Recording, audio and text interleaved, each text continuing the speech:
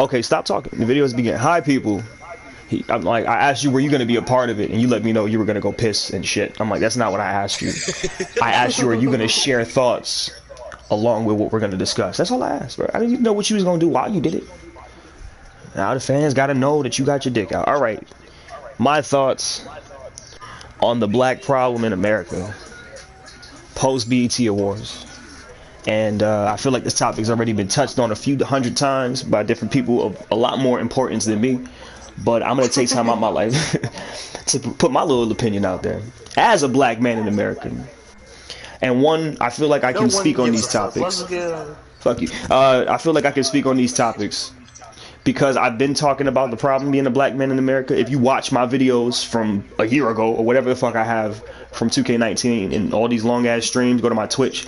There are sections in each video where I talk about I'm just a black man in America, or how difficult it is being a black man in America, or talking about how annoying it is that it's 2 o'clock in the morning. I want to run to the store right now while streaming, but I'm calculating the chance that I could die before I make it all the way back home to my child or to my PlayStation, my beautiful PlayStation, who loves me almost as much as I love her. Who's gonna break it to my controller that I'm never gonna hold her again if I don't make it back? You see what I'm saying? Shit like that. Nobody's out here fending the campaigning for me. And my biggest problem right now, the reason I meant to make this video, is the perspective of all these athletes and entertainers being the voices and using their platform to tell how they feel. That's nice. That's great. It's great to be a voice, but the voice that they're using should be used to highlight the black man in America, or the people who are in the positions that we're talking about. No, not one celebrity is currently living the life that they're talking about. J. Cole could be out there marching as much as he wants. He's doing a phenomenal job trying to be an advocate, but you are not in the same world as the people you're standing next to. You're free from it. You found freedom through the microphone. You see what I'm trying to say? So like, you can't come out here like, yeah, I know the struggle and it's bad out here, because the white man's not going to take you seriously, because you're going to go back home to your mansion and your daughter's going to be safer than their kids are. Those officers can't hear you say shit because they can't relate to shit you say. You can't relate to nothing we're talking about. Use your platform to highlight people who actually know what's going on, and then let us speak. Let us be the voice we're supposed to be, because I've been saying this shit. It's so funny how somebody has to die and a whole movement has to happen for the black man in America to be a little bit more valuable for a second. So let me use this little bit of spotlight y'all got for the black man. A little bit of spotlight that y'all want to give, since y'all care about me not dying so much right now that y'all want to campaign in the streets. Then let me fucking talk and listen to what I have to say. When I walk into the supermarket, don't stare at me and watch where I'm going and what I'm doing while I'm holding my money in my hand. Like, I don't understand. They put that same energy that you have. If I apparently matter so fucking much that y'all niggas are trying to make an impact and a change, use that same energy to create a different environment for the black man in America. Make it a little bit better. The same nigga that built the country we talking about, brick by brick, weed by weed. Even the, you know what's so crazy too? I'll put it like this: the same people who want to incarcerate all these black people, all the people who was associated with drug movement in this country. It's the same government that pumped crack cocaine into the black community in the 80s. That's hilarious to me, how you try to prosecute people that you gave resources to maneuver to.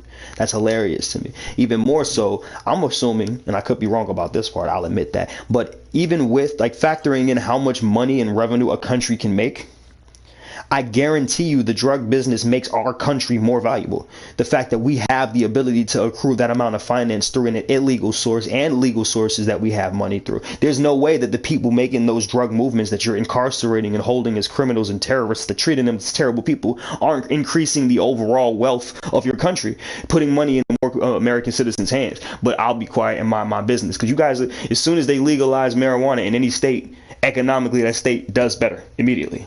So you can't tell me that the drug business isn't somewhat profitable or beneficial for somebody. They're still doing it. If it wasn't beneficial, motherfuckers wouldn't be out here doing it. That's what I'm trying to say. So I'm just like, I don't know. I just feel like the war on drugs and a lot of these stupid ass laws were created specifically to keep black men and black people from being able to create their own version of wealth and their own version of their America. We aren't allowed to have a piece of America, but we are a crucial piece of America. And that's the only way that we'll be able to have any sort of remote peace in America, which isn't peaceful anymore. Especially, like, we was even fine living through all the shit that y'all do But y'all take it to the point where also you gotta murder us too, bro. That's crazy. That's fucking wild. That blows the shit out of me. Because it's one thing to treat people bad, but you also gonna kill them too. You gonna kill them when they minding their business. You know what I'm saying? We even let it slide. Say I try to go on your property.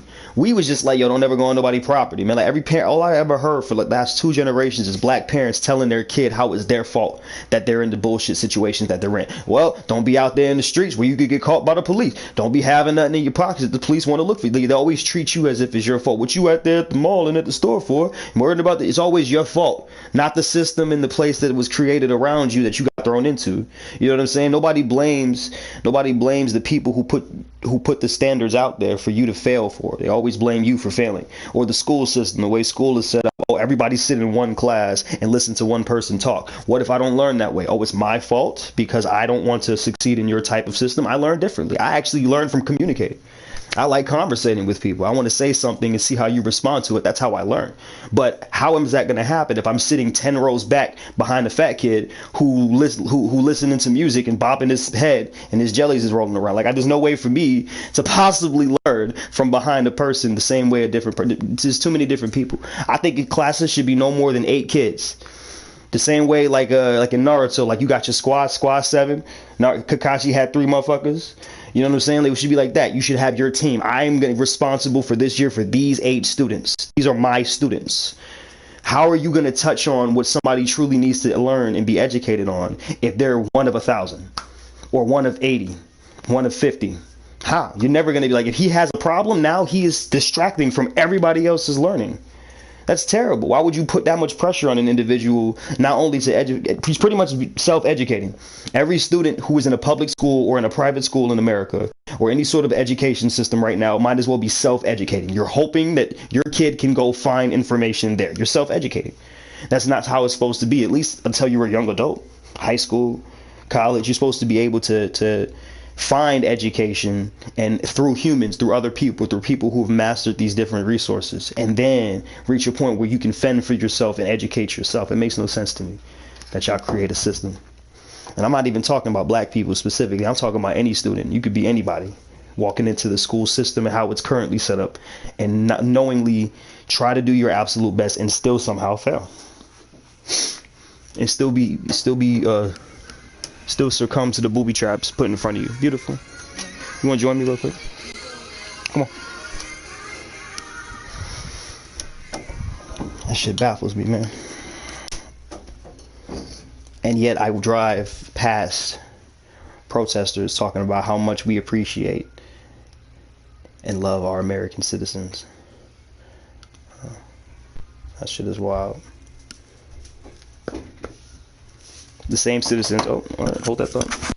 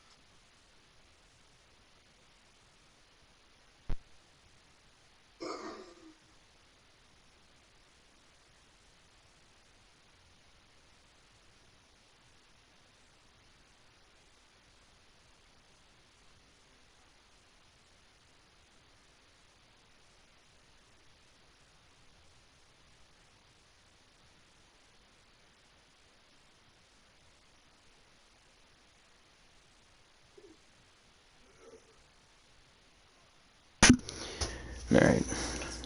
Small break to breathe. Yeah, my train of thought stopped when you entered, baby. My train of thought ceased when you entered the room. Really? Yeah. You have any talking points? Not at the moment. You have no talking points at all at the moment. I'm kind of like tired. I'm watching the thing, so I'm just kind of like.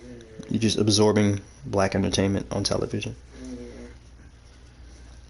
More comfortable when your mind is off, huh? Not necessarily comfortable or not. I'm just kind of more at peace. More at peace. Ah, is that the secret to it? You feel at peace when someone else is at the steering wheel. I'm envious. Not confused. I'm envious of the common man being able to turn their mind off and just drift into the masses, daydreaming about whatever somebody tells you to dream about. Like, look. Like when I watch a movie, I'm never being steered by the story. I'm formulating my own opinions, thinking for myself, stuff like that, stupid shit like that. Yeah. That's hilarious to me, though. Where we stand as black folk in America. What I want to see is where we go from here. That's the funny part. Where all this noise, all these protests, and all these people, and oh my God, all these businesses releasing statements because they feel like they have to, so they don't lose the black dollar, which is probably, in my opinion, the most valuable thing, the most valuable commodity that fluctuates in America. There you go. That's how you word that. Mm-hmm. I believe the black dollar is the most valuable commodity that fluctuates in America. Like similar to how the stock market rises and falls, it changes up. But the black dollar changes pace. Honestly, I want to say on par with the stock market, but I want to say it's in its own plateau category, because it plateaus. We pick something that's popular today, and then tomorrow that shit could be lame. True or false?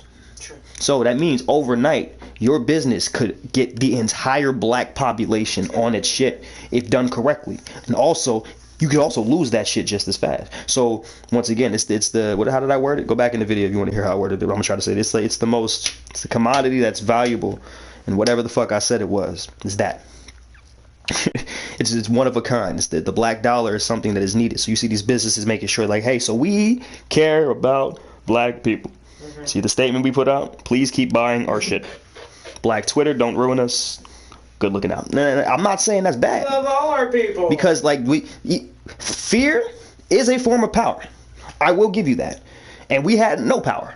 So the fact that black people through black Twitter can generate fear of cancel culture is something. But let that be a calling point that the only thing we could do is literally try to take you down if you don't just acknowledge our existence and appreciate our influence in society. Because a lot of the same people who hate black people, their kid at home is bumping some 2 Chainz. Mm-hmm. Their kid at home loves them some Roddy Ricch. And it's hilarious to me how you could hate black people, but be in a household with someone that is so submerged in black culture. Is that why you hate them? Because I know that like 80% of the generation of white kids right now, it's just too in your face for you to not be a part of it. It is the wave. You can't not be a part of things that originated in black culture. Now, I'm not going to say that it's just black culture, because a lot of times it shifts, right? It originates something that's black culture and people pick up on it and find ways to take it as theirs. But at the end of the day, paying homage and paying respect to something that is black culture is a part of it as well. So I'm just baffled. Like I said, I know I've known for a long time the country I live in. It seems like more and more people are figuring it out as we go. And I just want to see what y'all do with this information, because when I tried to say this shit, people realized and had these same realizations 2, 3, 4 years ago, pre-deaths having to happen.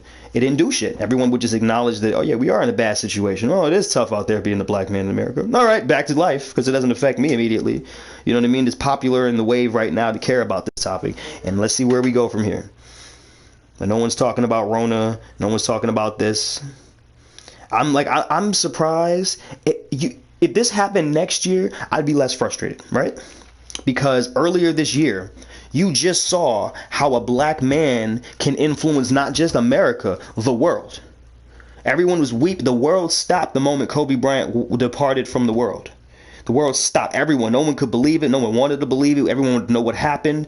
We were mourning for days. Felt like businesses was going to shut down because everybody was a Kobe fan. So everyone was impacted differently. So if you can see how much a black man can mean to the world through just the game of basketball, how could you pull the trigger or stand on the neck of another black man if you've seen what a black man can mean to the world? If you are already too gone in mind to not be capable of understanding why black people hold any value to anyone, if you're that gone, You saw how one black man impacted the world earlier this same year. We aren't even a year past that shit from happening. But yet, you're still capable of being insensitive to somebody who has a family, who's the Kobe Bryant to the people in his life. You see what I'm saying? Now his daughter has to grow up wondering why everyone knows her dad's name and no one knows who he is. What's up? Welcome back. So welcome back. What you were just ranting about? George Floyd being a black man. So you're not going nowhere? Me? Yeah. What do you mean am I not going nowhere? I'm streaming. I don't understand. I don't get your question. No, remember you say you got some moves to make. I remember you say you had to go to the store. I said I might be. I don't know if I am. Either way, right now I'm not. The flow of focus is on this topic right now. Huh? Is Jay still here or no? I believe so. I'm not sure. I'm not close enough to my TV at the moment to check to see if he's still in the party. Oh, you still here? Yo. Oh, you still here? Wait, so you in your bathroom still? Listen, you asking a lot of questions. This is a video. These questions can all be answered when I'm done recording this video. This is why I normally do this by myself. I'm recording this. This is more so for the purpose of a video than a stream. So what was the philosophy you were just talking about? I'm just speaking on being a black man in America, man. Just from one perspective. How could you watch, the last thing I pretty much was trying to bring to your attention, or to the world's attention, was how could you watch how valuable Kobe Bryant as a black man in America is to so many people across the world and still have the balls or the ability to sit on the neck of another black man? Like, it should cross your mind immediately that, holy shit, this guy might mean something to somebody, if even to a percentage of what Kobe meant to the world. For sure, mean something to somebody, because he definitely got a father. Exactly. Everybody means something to somebody, man. Who gives you the power? So I had a conversation with a Trump supporter, and it has nothing to do with philosophies, I'm going to say, but he just happened to be a Trump supporter. And we were going back and forth about... Thank you, honey. So this video that's playing right now is more important than what we're discussing. Let's figure out what this is. What's going on, honey? I'm trying to change the world. All our COVID-19 in the background, so. What happened?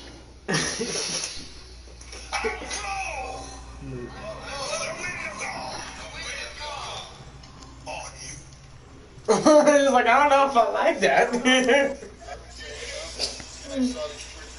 I love how I didn't have a choice whether or not I wanted to stop what I was doing for that.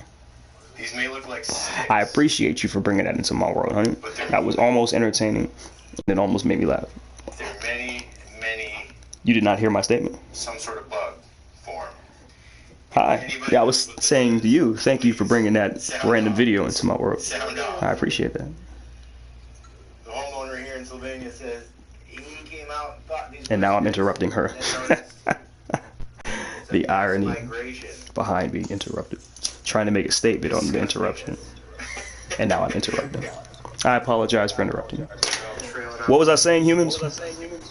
I was saying words in a sequence that could possibly shape the future. Trump supporter. Yes, thank you. Thank you. Honey, could you turn that down ever so slightly? He had many different perspectives on the status of America. But it was nice hearing, like, I had to bring to his attention that I'm speaking from a neutral perspective. I'm not a Democrat, Republican, this supporter, Obama fan. I am my own political party. I'm my own human being. I'm my own mind. Therefore, you can't take what I'm saying as the opinion of every black person or the Black Lives Matter movement, because I'm not that. I'm my own American. So from my perspective, I, for one, have out the gates the utmost respect for whoever is the president.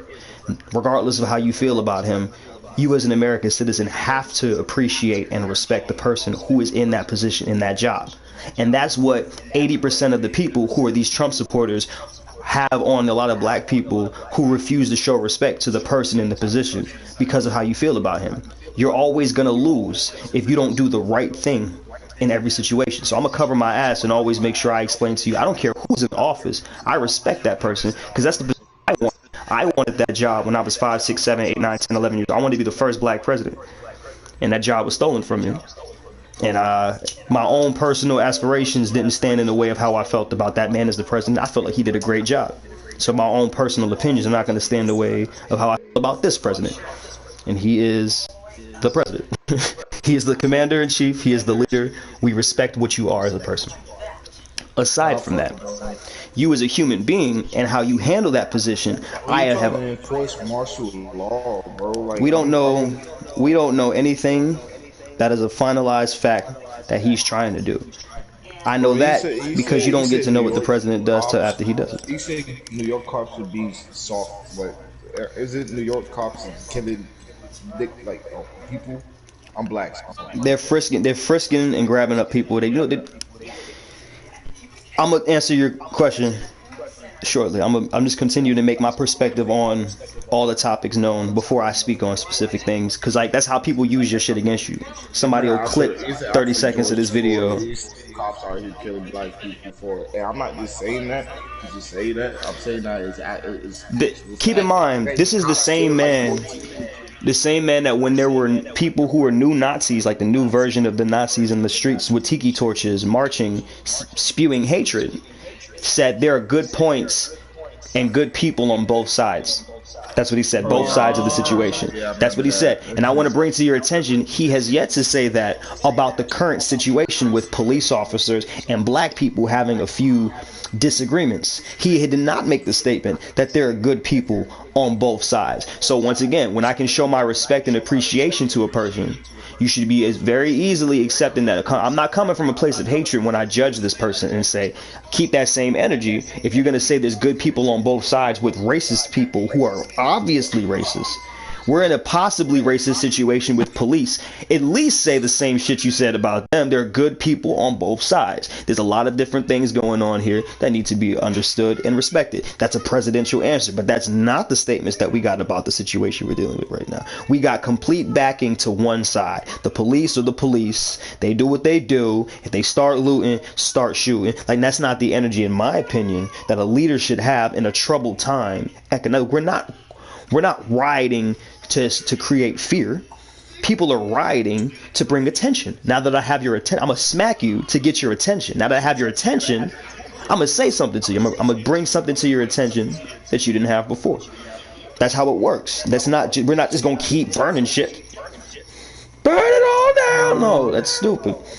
Now I have your attention. Like Kanye West was the brother we sent on our behalf. That's why I'm not surprised that we're currently in the situation we're in with black people right now, because that should have been something then. We had a black man in the White House talking to the president. Why are we where we are right now with black people in America if we had a black man in the White House? Last time that happened, shit got a little bit better. Go look at history. Go look at the civil rights movement, and whenever time somebody gets a chance to talk to the person that's in power right now, things get a little bit better.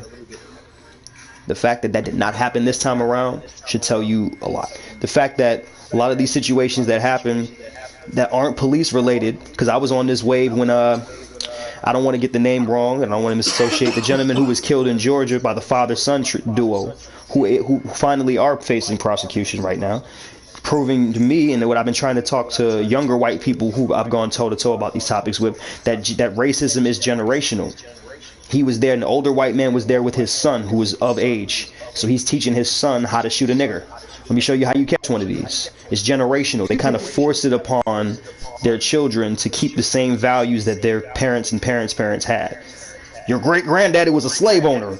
These niggers were ours. We had them in our yard. Whatever the fuck that they say to their kids to make that energy stay there prominent.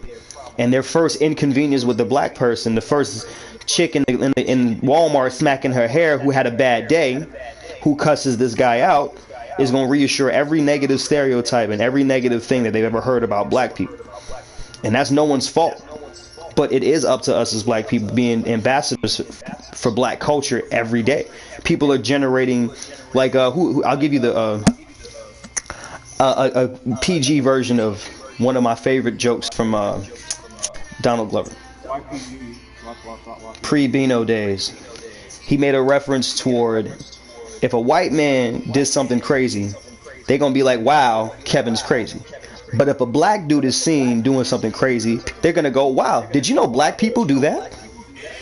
Like if a black dude cut a head off a pigeon and started doing nasty things to it, they're going to be like, wow, that's a Kevin thing. But if one black man does something, they're going to be like, all black people cut heads off of pigeons and do crazy shit with them. You know what I mean? So it's just, you have to understand, that you are forever going to be, hold that thought. You are forever going to be an embodiment of what a black person looks like. You're an ambassador for black culture every time you communicate with somebody. Every time you walk out of your front door, every time that you're at Walmart, every time you're in traffic, every time you take a picture and put it on Instagram, you are an ambassador for black culture. And whatever opinion you're projecting or whatever image you're projecting is the opinion that somebody's going to formulate about not just you, but all black people. So if you out here in the street saying, fuck 12, I'm shooting every cop I see, or some stupid shit like that, that's how they're going to feel like every black person feels. Just because that's how you felt. And you don't even feel that way all the time. That's just how you felt at that moment. But now everybody's going to have to deal with the backlash and the consequences of that statement. Or that action or that opinion that was put out there. At this very moment, no, but I will. That's actually enjoyed that.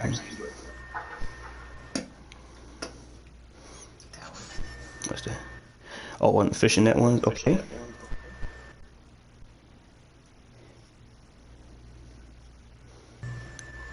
All I like seeing is like really cool inventions. Like I like watching how shit is made in a factory or stuff like that, because I know that there was a human who took time out of his life to design that, for it to have that purpose, to be able to mass produce the blah blah blah. Words. Genius. Wasted. Whatever it was that I was saying. Yeah. Black people. All we could do is be ourselves, man. And just being yourself is probably the most important honor that could be bestowed on you. You owe it to yourself to be yourself, but also understand what that means. I'm gonna always go down those stairs. You're not just you. We are all one people. You speak not just for yourself. You speak for all black people. Unfortunately, whether you want to be in that position or not.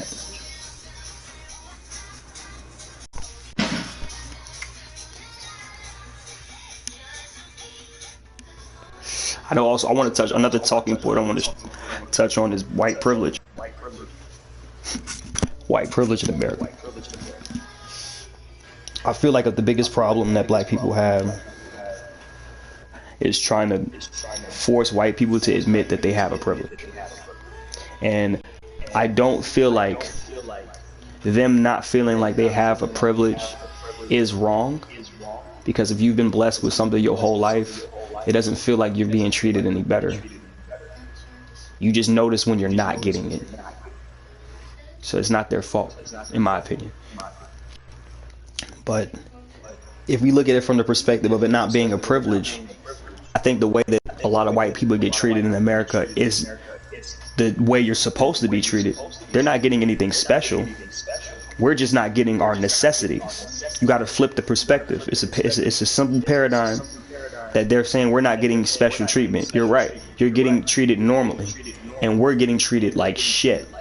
You're not. That's a very good perspective. If you go to a restaurant and the lady at table 4 got her water in 2 minutes, and you got your water in 15 minutes, you don't get up and be like, why did it take mad long to get to me? She's getting special treatment.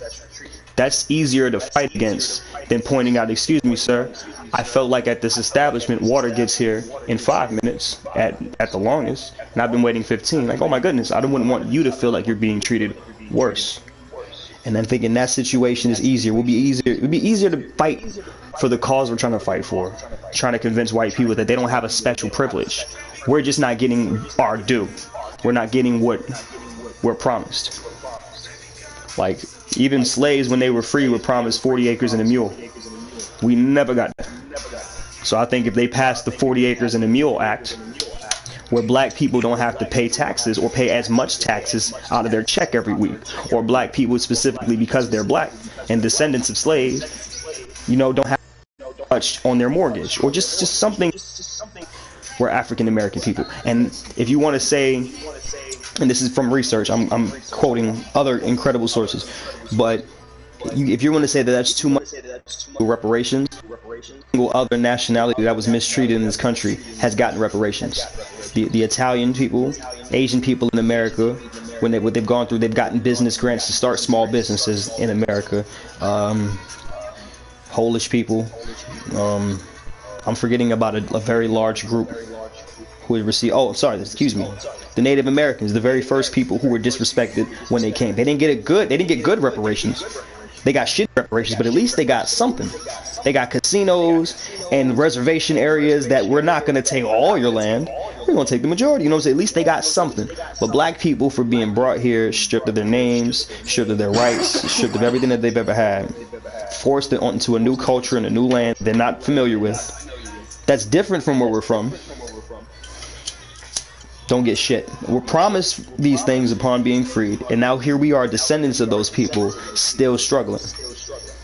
You know what? I feel like at least 20% of us could have done something with those 40 acres. Somebody would have used their 40 acres for like a black haven, New York would have been somewhere in the West, and it would have been on somebody's 40 acres, and it would have been a population of 1,000 people on that 40 acres, and they would have made it work, turned it into a business or an area where they farm and turned that into a business. So I think that's why they got scared, because we could have industrialized with anything. If you would have gave every black person 1 acre and half a mule, we still would have been able to make that shit into something. That's the only way that we would have been kept where we were and not lap the rest of the people of this country, at least socially and economically, is for them to set up booby traps in the law and in the country for us to be where we are. And treat people like Candace Owens, because she's one of those token black people that they made feel good because they don't speak like generic black people or operate like generic black people. They made her feel like she's different and she's not one of them. So that's how they can control a black person like that, and it being like, oh, you're not like the others. We like you. And then use her to manipulate it as though there are black people fighting against black people. This is what she's doing without realizing it. She's being used as a black woman who's well-spoken. Instead of fighting for a cause for the betterment of all black people, she's reinforcing the ideas in the white people that no, black people are only being shot in the streets because they kill each other. Black on black crime is the biggest problem in the black community. Not police, not systematic racism, not economic struggles, not generational racism. It's black on black crime, us hating each other. That's what's happening. And I'm like, technically she's right, because here you are, a black woman advocating negativity toward the black community. So you're right, but it's coming from you.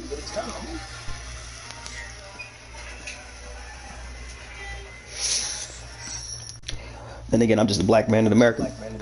My catchphrase. I ain't expected to turn into the most legitimate way to legitimize perspective. Did I ever tell you how rich I'm gonna be? How what? Wealthy I'm gonna be. How wealthy you're gonna be? Not even wealthy, just how much, like, we gonna be straight. Like, I know God, I know. God will give me everything I need. Not everything I want. I don't want wealth. I want stability. I want connection. I want to be able to materialize my ideas. I want to be able to have an idea and go make that shit a thing today. And then tomorrow, watch that thing grow into something more powerful. And use that to create something else. Plant some seed. Start other people's businesses up. Like, just meet somebody random and be like, what you want to do? Like, me, I always wanted to make smoothies. Huh? Bam. Small loan for a smoothie business. If it fails, that's fine. It's a tax write-off. I'm gonna need 48%. Why? Why?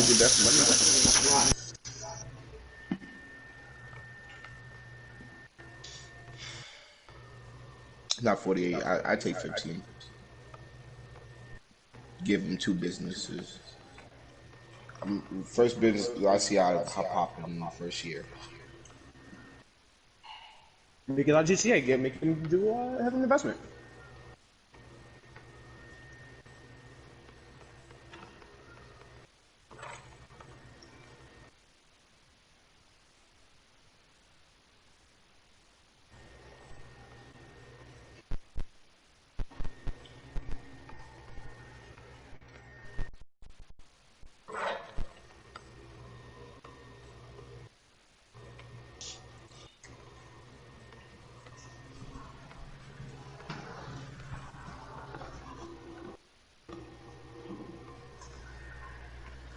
All right, my lady got water running where I was, so I can't finish this video. Keep talking, so I'm just gonna do this. But yeah, these are my thoughts. You're welcome.